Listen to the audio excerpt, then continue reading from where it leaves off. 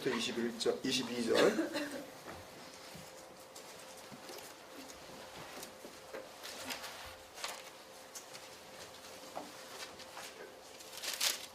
요한복음 21장 18절에서부터 22절 우리 같이 읽겠습니다. 18절부터 22절까지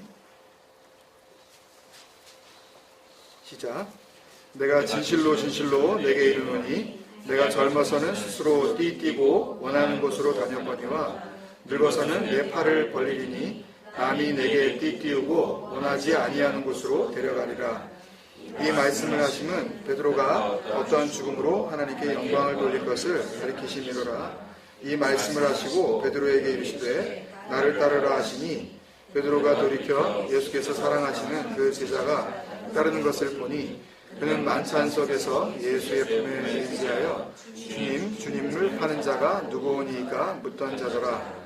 이에 베드로가 그를 보고 예수께 여짜오되 주님, 이 사람은 어떻게 되겠사옵나이까? 예수께서 이르시되 내가 올 때까지 그를 머물게 하고자 할지라도 네게 무슨 상관이냐? 너는 나를 따르라 하시더라. 아멘. 지난주까지 세 번에 걸쳐서 같이 나누었습니다. 뭐였죠? 제목이요? 하나님을 사랑하신다고요? 하나님을 사랑하십니까? 그 주제로 이제 세 번에 걸쳐 나눴는데요. 오늘부터 아마 또 한 세 번, 네 번 정도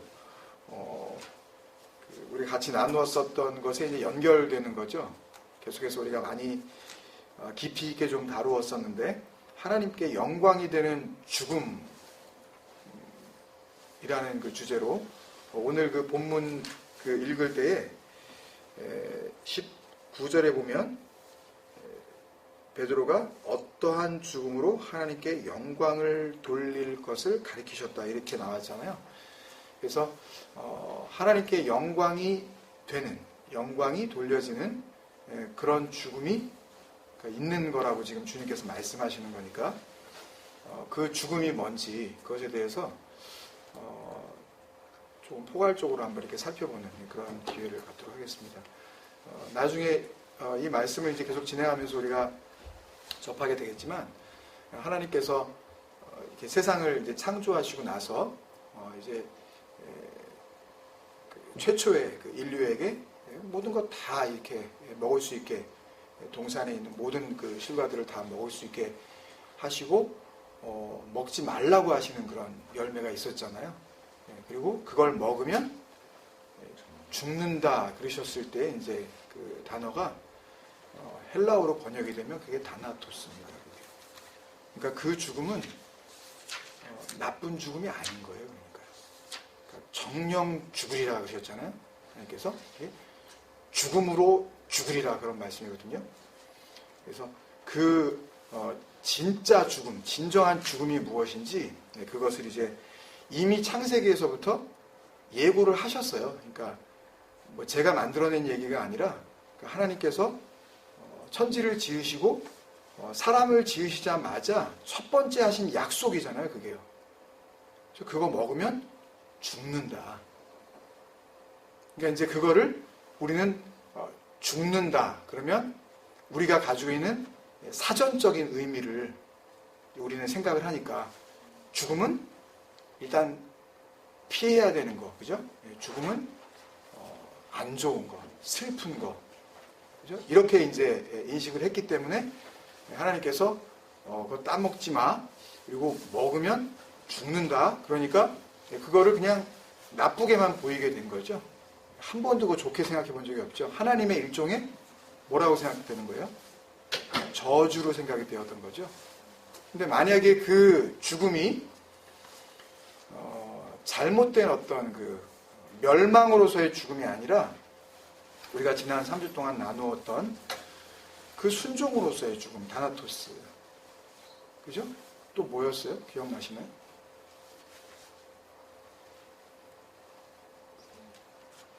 그 성도의 거룩한 죽음. 그리고 진리가 되는 완성으로서의 죽음. 그렇게 죽으면 살리시죠? 그렇죠? 그리스도도 사시고 또 그렇게 죽은 이들을 그리스도가 되게 해서 살리시는 거죠. 그러니까 하나님께서 그리스도라고 그냥 인정해 주시는 거예요. 그게 로마서가 하는 이야기거든요. 그죠? 그렇게 의롭다고 내가 해줄게. 그러니까 우리가 의롭다고 내가 자신감을 갖는 뭐 그런 어떤 자존감이 높아지는 그런 거 아니에요. 이렇게 내가 이제 나는 그런 사람이 됐어라는 그런 우리 쪽의 의미가 아니라 하나님 쪽에서 보실 때 이제는 된 거야. 이제는 생명이야. 이렇게 이제 하시는 그런 단계로 이제 되어지는 거죠. 그 죽음이 이미 창세기에서부터 약속이 되었던 거예요. 그러니까 하나님께서 첫 번째 하신 약속이 그거였기 때문에 이후로도 하나님께서는 계속 그 완성으로서의 죽음에 대해서 우리가 구약을 쭉 이제 읽어서 여기까지 이제 신약으로 넘어왔지만 주일날 우리 에덴에서 안목까지 이제 같이 하면서 넘어왔지만 하나님께서 약속하시는 그 죽음이라는 것은 그렇게 하나님의 측면에서 봤을 때에는 반드시 우리의 구원을 위해서 필요한 하나의 과정이었던 거예요. 도대체 그것이 무엇인지 그것들을 한번 좀 나누었으면 합니다. 지난주까지 이제 우리가 요 본문을 가지고 이제 이야기를 하면서 이제 베드로가 어떻게 죽게 되는 건지 그 죽음에 대해서 이제 계속 살펴봤던 거죠. 베드로가 죽게 되는 그 죽음이 도대체 무엇이었는지 굉장히 구체적으로 요한복음의 이야기에 여러 군데를 찾아보고 또 로마서에서 하나님께서 그 죽음이 뭘 의미하는지에 대해서 우리가 다 아주 이렇게 세밀하게 이렇게 찾아봤어요. 궁금하시고 만약에 못 들으신 분이 있으면 한번 나중에 또 올라온 말씀들 같이 읽으시면 되겠고요. 그래서 한 번쯤은 물론 부담이 되게 되셨을 거예요. 그렇지만 이제 그 멀리 보면 이제 이런 훈련이 우리에게 분명히 이제 있어야 되거든요. 그러니까 이 신약 성경에 나오는 사도 바울이나 사도들이 세웠었던 그 아시아의 그 소아시아 터키 지방이나 이제 여기에 있었던 굉장히 유명하고 또 정말 그 진리 안에서 부흥이 되었었던 그런 교회들이 지금은 단 한 군데도 안 남아 있습니다, 여러분. 물론 시간이 오래 지나서 그런 이유도 있겠지만 정말 그 진리 가운데 만약에 그 교회가 세워졌다면 여러분 어떻게 생각하세요? 한 100년쯤 있으면 괜찮을 것 같으세요? 아니면은 어떻게 돼야 될 것 같으세요, 교회가? 우리 교회는 어떻게 돼야 될 것 같으세요? 우리 교회는 정말 하나님이 원하시는 좋은 교회면 앞으로 한 1000년쯤 이렇게 교회가 존재해야 될 것 같지 않으세요? 그 전에 주님이 뭐 오신다고요? 그건 모르잖아요, 그건요. 우리가 감히 미뤄 짐작하면 안 되죠, 그건요. 근데 하나도 안 남아있단 말이에요. 그 주님을 직접 따라다녔었던 제자들이 그 생생한 그 현장감을 가지고 말씀을 전했단 말이에요. 그리고 그들이 기록을 했잖아요, 이걸요. 이게 진리잖아요, 이게요. 이 내용이. 그죠? 근데 그 진리의 저자 직강이었죠, 그러니까요. 누가 옆에서 이렇게 듣고 기동량으로 그냥 그런 얘기였어 이렇게 하고 한 게 아니라 지금 우리처럼 이렇게 전해지고 이렇게 어렴풋이 알아서 된 게 아니라 그건 주님께 직접 들었고 그 진리의 영이신 성령께서 오셔서 그들을 완전히 정말 새로운 그런 존재들로 바꿔주시는 그런 체험들을 한 사람들이잖아요. 그 사람들이 가가지고 말씀을 전했단 말이에요. 그리고 교회가 세워졌어요. 근데 왜 없어졌냐? 여러 가지가 이유가 있겠지만 그런 소위 선교학적인 측면에서 연구들을 많이 하거든요. 근데 가장 큰 이유는 뭐냐 하면 사도들이 세워지고 말씀 전하는 이들이 이제 세워졌을 때 말씀을 이제 듣고 받고 또 이렇게 가르침을 이제 듣게 되어지는 성도들의 입장에서 이제 그 수준에서 그냥 머물렀었던 거예요. 그냥 나는 그냥 들으면 되는 거예요. 나는 그냥 배우기만 하면 되는. 그러니까 오늘 디모데전서 그 큐티 본문에 보면은 그 집사에 대해서 나오잖아요. 오늘 책이 아직 안 나가가지고. 네, 예, 그렇죠. 예. 저는 그 전에 저를 먼저 주셔가지고 책을. 디모데전서 이제 집사들의 직분에 대해서 이제 이렇게 나오는 뭐 다 아시는 내용인데 거기 보면은 믿음의 비밀을 간직한 자들, 집사가 그걸 다 알았다는 얘기예요. 비밀이 이제 그들에겐 비밀이 아닌 거예요. 그 다음에 경건의 비밀을 안 자들, 그들이 여기 하여튼 여기 어른들은 다 미니멈 집사님이시니까 권사님도 계시고, 그죠? 그러니까 여러분들은 그걸 다 아시는 분이란 말이에요. 그럼 알았다는 이야기는 내가 그거를 이렇게 넘겨줄 수 있는 그런 자가 됐다는 이야기잖아요. 비밀이 이제 없어져 버렸으니까. 하나님과 친구가 되신 분들이란 말이에요. 비밀이 없는 사이. 그러면 그런 그 훈련을 통해서 이제는 하나님과 나 사이에, 그러니까 하나님께서 주신 이 진리의 비밀, 그 사이에 누구도 필요 없는 그런 존재가 되었다는 이야기죠. 누가 굳이 그걸 갖다가 늘 이렇게 갖다가 걷어 먹여주지 않아도 그거를 이제 자기가 마음으로 품고 이해해서 이제는 간직하게 된 자들이 그게 디아코노스, 그 디콘들이란 말이에요. 디콘이 이렇게 식탁에서 봉사하는 자의 이름이었잖아요. 그런 거 배우셨죠? 옛날에 뭐 재직 훈련하고 그러실 때요. 안 배우셨어요? 배우셨어도 안 배우셨다고 그러더라고요. 그러니까 그 사람들이 식탁에서 진짜 봉사했을지도 몰라요. 근데 그런 의미가 아니잖아요. 그러니까 식탁 봉사자가 뭐 식탁 옆에서 이렇게 그릇 나르고 뭐 밥 떠다 주고 그러는 거를 집사로 하는 게 아니었잖아요. 그러니까 말씀을 통해서 보면 정말 집사들은 뭘 나눠주는 거예요? 식탁. 그러니까 진정한 양식을 먹어야 하는 자들에게 그것을 이렇게 퍼줄 수 있는, 흘려줄 수 있는 그 양식을 먹으라고 넘겨줄 수 있는 그런 자들이 디콘들이란 말이에요. 그러니까 그런 인식이 있으시냐고요. 나는 그렇게 된 자야. 비밀이 없어, 이제. 그렇게 되면, 그러면 주님께서 이제 그리스도가 되셔서 우리를 그 안으로 데려가시면, 그럼 우리가 하나님의 아들이 되는 거였잖아요. 그죠? 이해가 안 되세요?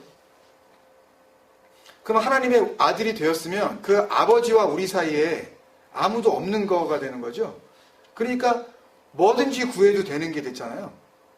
그러니까 내 이름으로, 아들의 이름이잖아요. 그러니까 니네가 아들이 되는 거니까 그 말씀이 되어진 자들은 그걸 가지고 얼마든지 뭐든지 구해라. 하나님께서 다 주신다.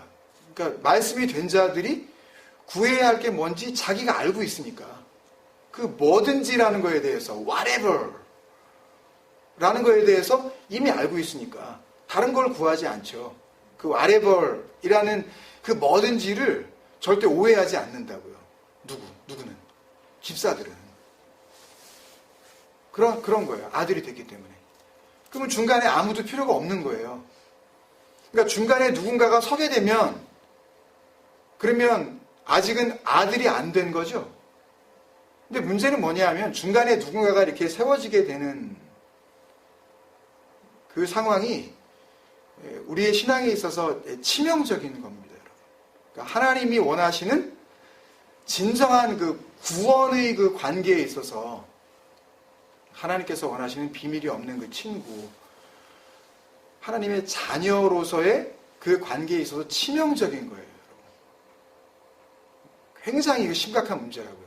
그러니까 언제나 하나님을 생각할 때 그 하나님과 나 사이에 누군가를 여러분들이 떠올리게 되면 그러면 이것은 아직은 하나님과 전혀 상관없는 자라는 이야기예요. 그러니까 세상에 있는 모든 거짓 종교들은 그런 방향으로 갈 수밖에 없는 겁니다. 그러니까 예를 들어서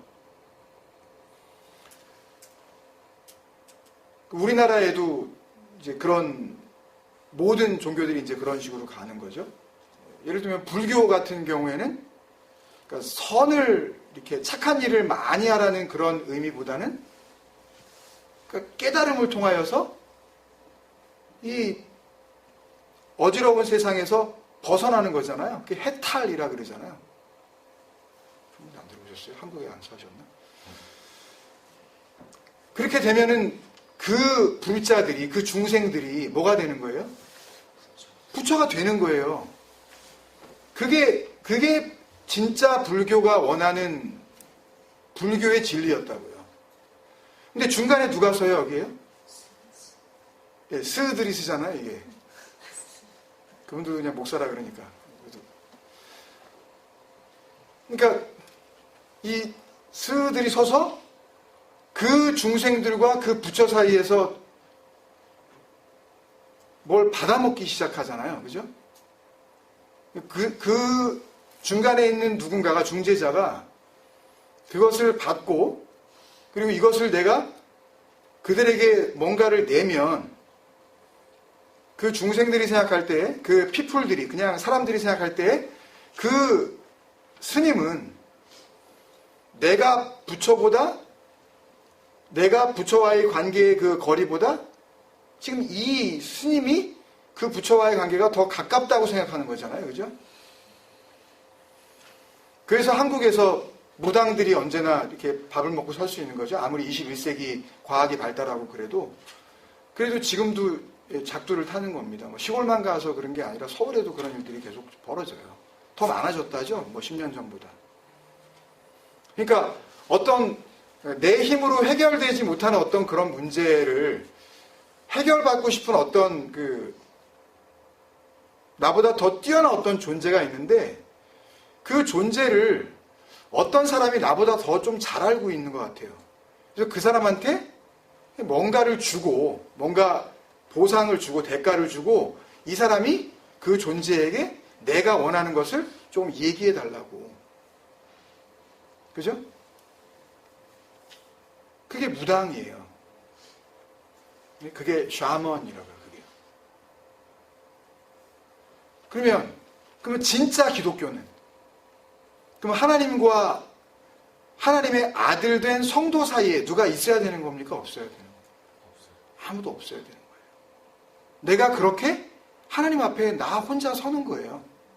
그리고 그 나들이 하나님이라는 그 나, 아들과 그 아버지는 하나니까 또 같은 그 나들이 그 나를 바라보게 되어지는 그런 관계, 이제 너와 나라는 그런 관계가 없는 그런 상태, 아무것도 없죠, 중간에. 그러니까요. 그게 진리란 말이에요. 하나가 되는 거. 그러니까 내 거는 완전히 다 없어지고 어디로 다 들어가 버리는 거예요? 아버지의 것으로 다 포함되어지는 거. 그러면 자동적으로 내가 아버지 안에 거하는 거기 때문에 아버지는 내 안에 거하시는 거로 그렇게 인정을 하시고 그 아버지의 것이 다 나의 것이 되는 그런 관계. 그죠? 근데 오늘날 교회는 그 진리를 넘겨줘야 되는 자리에 있는 자들이 그걸 무시한단 말이에요. 그걸 깨려고 한단 말이에요. 그러니까 왠지 자기가 이 앞에 앉아서 자기를 바라보고 있는 그 사람들보다 조금 더 그분과 가깝다고 은연중에 그런 뉘앙스를 풍기죠. 아니, 그렇게 그런 분위기를 풍기지 않더라도 일반적으로 이렇게 목사라는 존재가 이야기를 할 때 듣는 어떤 성도의 입장에서는 저 사람이 나보다 지금 하나님과 거리가 조금 더 가깝구나 라고 이렇게 우리가 여겨지잖아요. 뭔가 더 먼저 안 것 같으니까. 그러니까 우리가 뭔가 아쉽고 뭔가 좀 허전하고 힘이 들고 또 문제가 생기면 진리 안에서 그 하나님, 그러니까 나가 되어주신 그분을 먼저 바라보는 게 아니라 나보다는 조금 더 가까운 거리에 있는 것 같은 그 누군가를 바라보죠. 그러면서 마음이 어때요? 조금 편해지시죠? 아직 그 사람 아직 거기 있어. 그런 마음. 우리는 그 잘못된 자리에서 빨리 벗어나야 됩니다. 그러니까 정말 진리가 세워지려면요, 정말 에클레시아가 되려면 그 목사가 죽어야 돼요. 여러분 안에서. 여러분이 그걸 빨리 부인하지 않으시면 않으실수록 진리 안에 거하기는 점점 더 시간이 더 걸리는 겁니다. 어떤 형태로 진리를 아시게 되든 그걸 갖다가 깨닫게 되든 그 은혜를 여러분들이 받게 되든 간에 그 진리이신 하나님을 자꾸 소망하셔야죠. 그거를 알려주고 뭔가 좀 그거를 소개해주고 있는 그 중간에 서 있는 그 누군가를 여러분들이 상상하시면 안 돼요. 마음에 두시지도 말라고요. 그러시지 않을 줄로 믿습니다. 그렇게 되면 그 중간에 서서 나에게 그분의 마음, 그분의 계획, 그분의 사랑, 그분의 능력을 갖다가 넘겨주는 자가 없어도 되면, 그러면 그때 정말 에클레시아가 되는 거고 똑같이 다 하나님 앞에서 다 나가 돼요. 누구도 서로가 누구를 의지할 필요가 없는. 그렇게 되면 참 자유가 오는 겁니다. 그때요. 이제 눈에 보이는 것을 이제는 바라보지 않아도 되기 때문에. 그러니까 언제나 여러분들은 말씀을 듣고 진리를 깨닫게 되시면 그걸 여러분들이 붙잡으셔야 해요. 그 하나님. 그렇게 나에게 다가오시고 계시는 그 아버지. 그리고 중간에 누가 있더라도 그게 역사적 예수가 되었던, 멋지게 십자가에 달려서 내 죄를 대속하고 뭐 피를 흘려줘가지고 뭐 그렇게 뭐 막 정말 뭐 희생의 어떤 그 상징으로 보여지던 어떤 그런 게 되었던, 아니면 험한 마국간에서 뭐 우리가 그냥 생각할 때 그 막 냄새나고 그런 데서 우리가 생각하는 그런 겸손 정도의 오신 그 하나님, 뭐 그러니까 이런 역사적인 것들은 싹 우리 안에서 사라져야만 합니다, 여러분. 그러니까 그거를, 그 눈에 보이는 것들이 우리 안에서 점점 흐려지고, 눈에 보이지는 않지만 그 진리로 우리에게 진리가 되게 하시는 그 하나님의 인도하심이 무엇인지 여러분들이 그거에 대해서 눈을 뜨시는 그런 훈련이 우리 안에 분명히 있어야 합니다. 근데 그게 뭘로 나타나냐 하면 자기 부인으로 나타나야 된단 말이에요. 그러니까 내가 생각했던 거 그거 아닌 거. 하나님의 그 나라를 설명을 해줄 방법이 없잖아요. 그러니까 뭐 요한계시록에 막 12진주문이 나오고 무슨 뭐 막 누가 뭐 총 갔다 왔더니 뭐 그 길이 뭐 황금길이고 막 그래. 그러니까 또 거기에 또 붙잡혀 버린다며. 그거는 상징이란 말이에요, 다. 그러니까 하나님께서 그 나라를 설명해 주시기 위한 어떤 의미를 담고 있는 건데, 그 의미를 또 우리는 눈에 보이는 것으로 빨리 바꿔치기 하잖아요. 그리고 거기 가면 막 맨션이 있을 것 같고, 그리고 내가 이렇게 하나님께 헌신하면 우리 집은 조금 넓은 집, 지금은 이렇게 허접한 집에서 내가 살지만 하늘나라 가면 내가 진짜 떵떵거리면서 산다, 내가. 응? 너는 어떻게 뭐 천국 문 앞에서 어떻게 그냥 이렇게 거적대에 까고 살지 모르지만 나는 하나님하고 굉장히 가까운데 영광스러운 그 빛이 보이는 그곳에서 내가 정말 큰 집에서, 내가 궁궐 같은 집에서 내가 살 거다. 그러면서 꾹 참잖아요. 기분 나쁜 것도. 그 마음에 안 드는데도 내가 그냥 뭐 억지로 막 그러면서 자기가 인격의 도야가 됐다라고 생각을 하잖아. 이거 잘 참네. 그러면서 이제는, 예전에는 뭐라 그러면 내가 확 받아치우고 그랬는데 이제는 내가 잘 되네. 그러면서 계속 우리가 생각하는 거, 그 내가 생각하는 그 성숙이 깨져야 된다니까요, 여러분. 그게 아무것도 아니에요, 그게요. 우리 가능성이 부인되어지는 그 자리이기 때문에 그게 고통스럽다고요, 여러분. 그러니까 완전히 그 진리 안으로 정말 진정한 성숙, 그 진리가 이야기하시는 그 sanctification, 그러니까 우리가 참고 뭐 인내하고 돌을 닦아서 생각하는 어떤 그런 어떤 성품이 조금 나아진 거, 그러니까 험한 말을 하다가 이제는 뭐 그런 험한 말 안 하는 그런 거 이야기하는 거 아닙니다, 여러분. 그건 잘해야죠. 그거는 괜히 하나님 욕먹이지 않으려면 우리가 잘못하면 안 되죠, 그건요. 우리 삶을 정말 성실하게 살아야죠. 게을러 터지고 그냥 가정에서 자기 역할이 있는데도 나는 진리를 알았어. 된 거래 이게. 뭐 자기 멋대로 하고 공부고 뭐고 아니 학생이면 공부를 해야 될 거 아니에요. 엄마 아빠면 엄마 아빠 역할을 잘해야 될 거 아니에요.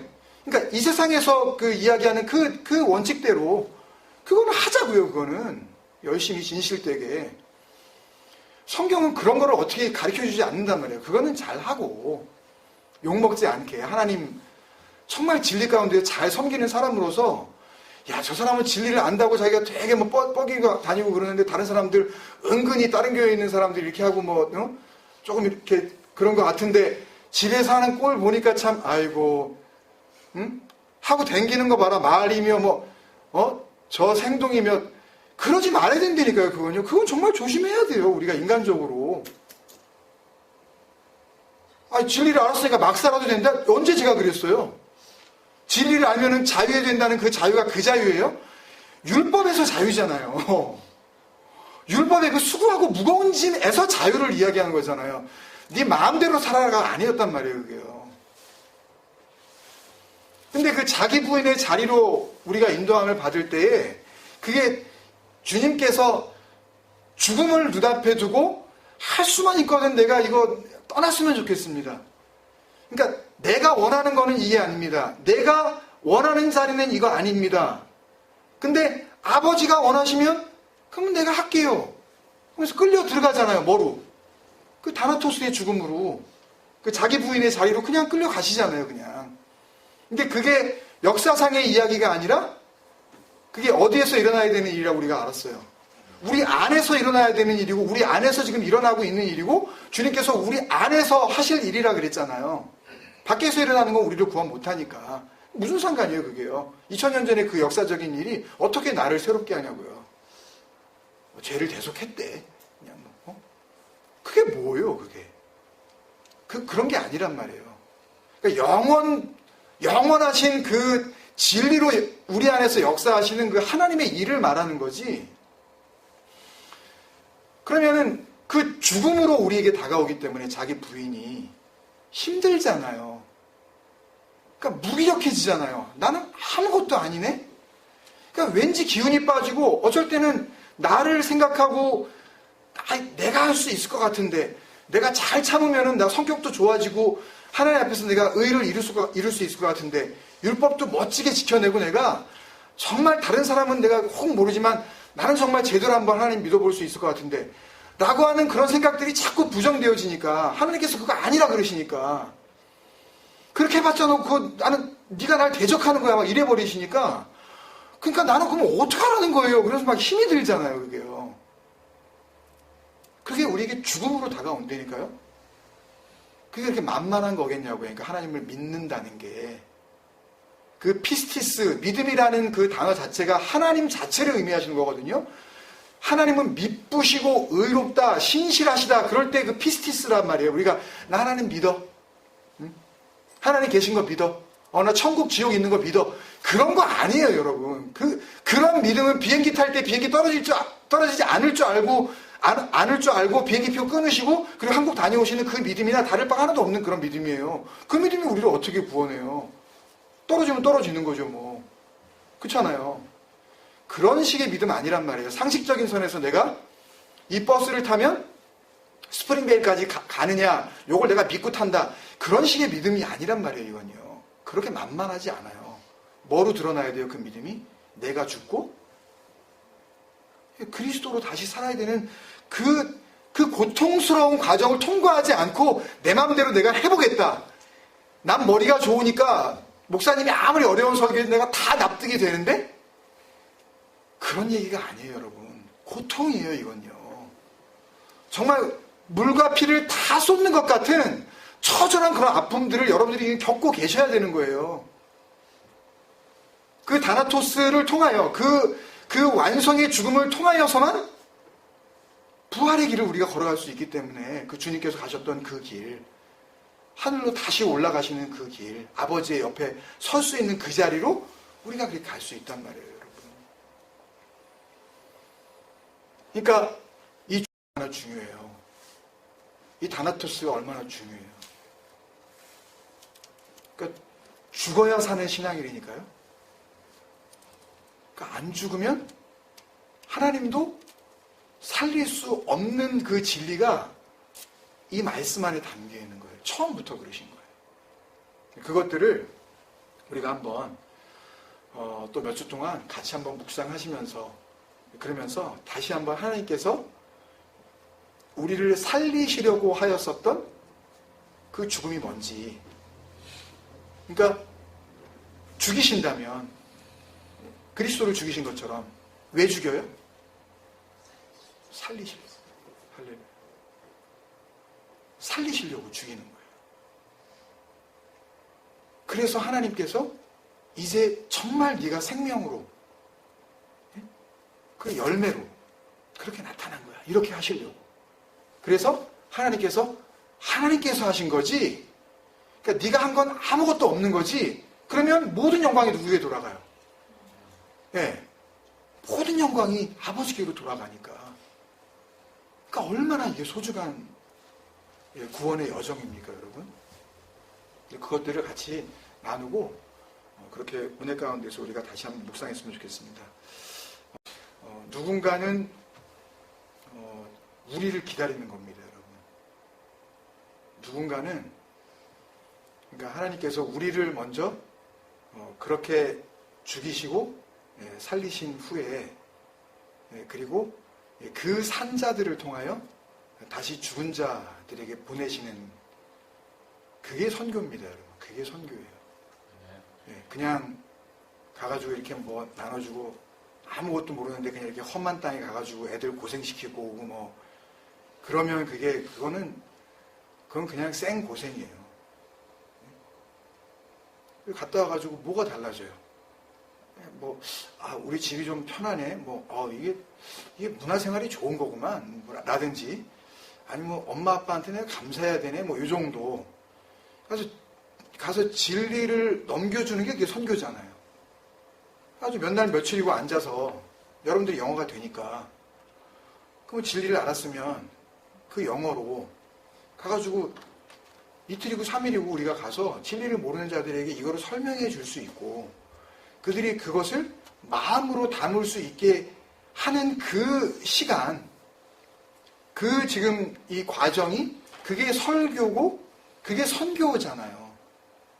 근데 내가 진리가 뭔지도 모르면서, 구원이 뭔지도 모르고 믿음이 뭔지도 모르면서, 믿음이 되지도 않아놓고서 자기 어떤 신념 가지고 가가지고 이 뜨거움을 가지고 내가 가면 그 사람들이 다 감동을 할 거야. 그리고 그 사람들한테 이제 막 이렇게 베풀고, 그리고 한 3일 혹은 일주일 이렇게 수고하고 이렇게 돌아서면 거기에 있는 원주민들이 울죠. 운단 말이에요. 되게 일반적으로. 그러면 나도 가슴이 뭉클해가지고 이거야. 역시 단기 선교는 좋은 거야. 그리고 돌아와가지고 또 자기 멋대로 살아가고, 자기가 열심히 해서 하나님 기쁘시게 하려고 그러고, 또 돈 모아가지고 또 내년에 또 가려고 그러고 막 그러죠. 그거를 매년 하는 게 진짜 이 선교의 열정을 담고 살아가는 청년이고, 만약에 그렇게 돈도 잘 안 모으고 자기가 그냥 옷 사입고 그냥 이렇게 흐지부지 돈 쓰고 그러면 진짜 믿음 없어. 저거 성숙하지 못해가지고 이렇게 우리가 또 정죄해야 한단 말이에요. 그러니까 그런 모든 것에서 벗어날 수 있는 유일한 길은 말씀으로 주신 이 진리를 우리가 정말 깨닫는 방법밖에 없습니다. 도대체 하나님께서 이렇게 포장되어져서 말씀으로 주신 걸 어떻게 하면 그 내용을 알 수 있을까? 알맹이가 뭐냐? 그 속 안에 하시고자 하시는 그 하나님의 그 원래 계획이 뭐였고 그 마음이 뭐였느냐? 그걸 알아먹는 게 굉장히 중요한 거잖아요. 그래서 오늘 이 본문을 쭉 이렇게 구체적으로 설명을 드리고 싶은데 요거는 다음 주에 뭐 봐서 하든지 그렇게 하고 우리 그 집사님들께서 권사님이 같이 나눠주신 그 말씀도 여러분들이 다시 한번 기억하시면서 우리 같이 한번 합심해서 기도하고 그리고 주기도문으로 마치고 조금 더 여러분들 우리가 정말 간절히 기도해야 되는 그 기도 제목들을 가지고 한번 기도하시고 그렇게 기도에 마치도록 하겠습니다. 우리 집사님들께서 나눠주신 것처럼 우리의 원함이 있고 또 여기에 남이라고 한 그러니까 나의 원함이 있을 때에 내가 나가 되는 그 순간 그 원함과 다른 원함을 가지고 있는 누군가는 그 나에게 남이 되는 거죠. 또 어렵죠, 이게 말이 이게. 그러니까 이 세상에 있는 모든 그 나들은 자기의 원함을 가지고 있어요. 다. 한 사람도 예외 없이. 그게 의인은 없나니 하나도 없다 그러시는 거예요. 니네는 안 된다는 거예요. 그러면 그 나들 외에 다른 원함을 가지고 있는 그 남은 누구겠냐고요. 이 땅의 모든 자들이 다 그 나라면 이 땅에 없는 그 누군가여야 될 거 아니에요. 그렇죠, 여러분? 그분이 원하시는 걸 나는 원하지 않고 있다는 거예요. 우리는 그렇게 살아요, 지금도. 베드로가 그러고 있는 것처럼 정말 나에게 있어서 남이라고 하는 그분이 원하시는 곳을 자기는 가고 싶지 않아. 그게 베드로의 실상이며 제자들의 모습이고 하나님을 자기 열심으로 섬기겠다고 하는 이상의 모든 성도들의 모습인 거예요. 그걸 하나님께서 예수 그리스도의 말씀을 통하여서 그렇게 드러내고 계시는 거예요. 니네들이 이렇다. 너희들의 원함과 나의 원함은 이렇게 서로 마주보고 있는 거야. 대척점에 서 있는 거야. 너희는 나의 원함 앞에 대적자야. 근데 우리는 한 번도 그렇게 생각 안 하잖아요. 얘가 언제요? 제가 언제 하나님께 원수로 지냈어요? 근데 성경은 말하잖아요. 니네 허물과 죄로 죽었다 니네. 그 죽음은 또 다른 죽음이거든요. 다나토스의 죽음이 아니에요. 멸망의 죽음. 우리가 같이 나눌 텐데 그것도요. 분명히 그러잖아요. 너희들은 죄인이야. 너희는 연약해. 힘이 없어? 너희들은 원수야. 그러잖아요. 그거를 알라 그러시는 거예요. 제발. 너 원수 맞다고. 너 하나님 앞에 사랑받을 존재 아니라고. 우리가 그걸 먼저 깨달아야 된다니까요. 아, 나 원수 맞구나. 하나님이 죽여도 싸. 하나님이 구원하지 않으시는 게 맞아로 우리가 먼저 그걸 깨달아야 된다니까요. 아, 요 정도 깨달았으면 구원해 주시겠지라고 생각하는 게 아니라 구원 안 해주시는 게 맞아. 그게 하나님이 원하시는 진리 안으로 부르시는 죽음이라면 여러분 우리가 기도해야 될 그 기도 우리의 원함은 뭘까요, 여러분? 그러면 정말 내가 부인되어질 수 있는 그 은혜를 달라고. 심지어는 여러분들이 평안이다, 평안이 아니다라고 하는 그 여러분들의 기준조차도 그게 죽어야 그러면 주님의 평안이 올 거 아니에요. 여러분들이 늘 그걸 붙잡고 계시기 때문에 그 평안이 됐다 말았다 그러잖아요. 그 기쁨이 있었다 없었다 그러잖아요. 여러분 그게 죽어야 된다니까요. 그 은혜를 나에게 부어달라고, 그 진리를 나에게 허락해달라고. 그래서 나의 원함은 완전히 주님 앞에서 그렇게 부인되어지고 죽음처럼 힘들게 나에게 그 진리가 다가오더라도 그것을 통과해서 그 스타우로스, 그 언약의 기둥 앞에 내가 그리스도처럼 그렇게 처참하게 죽을지언정 나는 다시 살림의 그 은혜를 소망하며 주님 앞에 그렇게 죽음의 자리로 나아가겠습니다.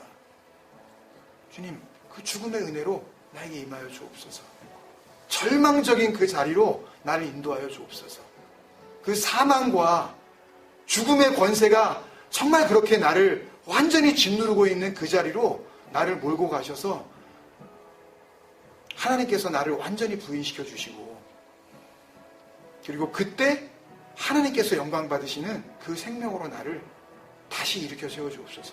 우리가 기도할 때에 그 은혜를 우리가 덧입을 줄로 믿습니다. 네, 그 진리의 겉옷 입혀주시기 원하는 마음으로 간절히 기도하면서 한번 나가겠습니다.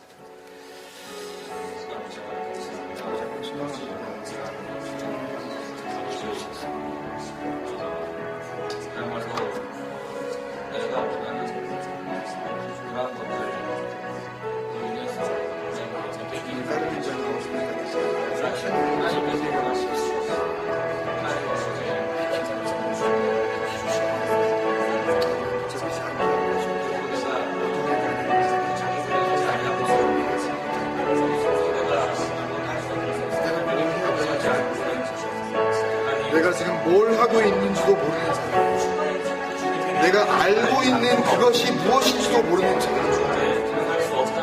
아버지 하나님 그것을 알게 해주옵소서.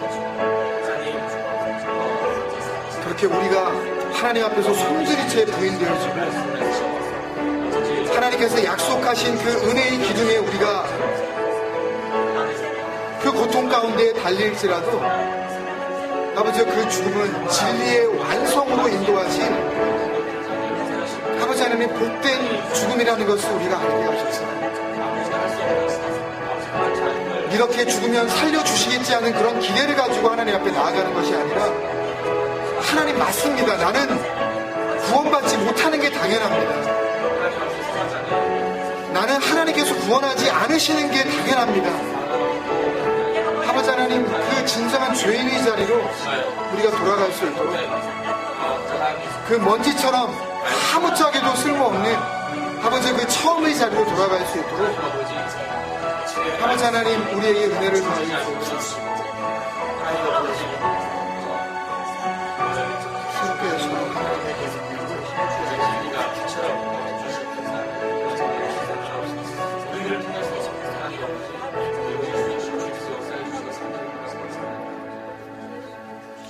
사랑하는 아버지, 함께 말씀 앞에서 은혜를 나누게 하시니 감사합니다. 서로가 하나님께서 우리에게 주신 그 진리 안에 거하는 그 기쁨을 날마다 나눌 수 있는 그런 귀한 공동체 되게 하시고, 아버지 하나님 그것을 통하여서만 우리가 하나님 앞에서 참된 믿음의 교제를 나눌 수 있다는 것을 깨닫게 하심으로 이 공동체는 주님께서 교회에 원하셨던 진정한 코이노니아의 복된 교회가 되어질 수 있도록 주님께서 우리에게 은혜 위에 은혜를 더하여 주시옵소서.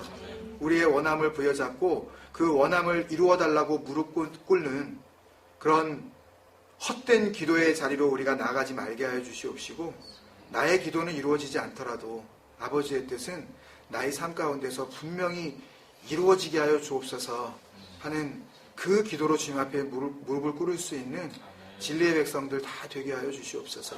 그래서 주님께서 그토록 이 땅에 오셔서 주시겠다고 하셨던 그 평안, 그 자유, 그 기쁨 우리가 만끽하면서 감격하며 주님 앞에 살아갈 수 있는 그런 존재들로 주님께서 세워주실 줄로 믿습니다. 오늘도 은혜 가운데 인도하신 것 감사하고 예수님을 축복하며 기도드리옵나이다. 하늘에